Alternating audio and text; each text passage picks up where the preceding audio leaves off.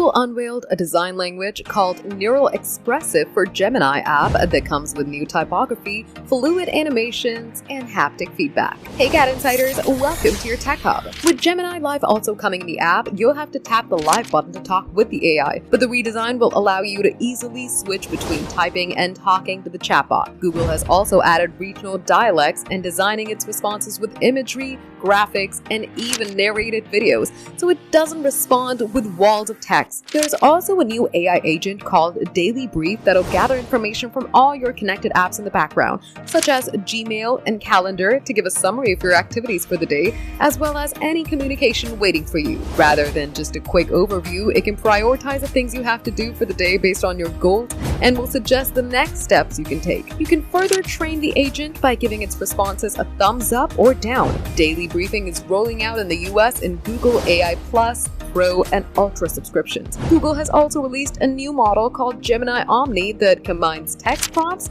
images, and videos you upload to generate video output. You can change video backgrounds with a text prompt and apply effects, as well as built-in templates to the output. And this also is for all Google AI Plus, Pro, and Ultra subscribers. Another new agent is Gemini Spark, a 24/7 personal AI agent that runs on Gemini 3.5. And finally, Google's bringing Spark to the Gemini app for Mac OS this summer, along with new voice experiences. Even if you use filler words and expressions while you speak, Gemini will be able to turn your speech into precise drafts that you can use for your reports or emails. All this has already begun to roll out and might reach you soon. For more updates, subscribe to GadInsider, like and share the video, and don't forget to press the bell icon so you never miss any update.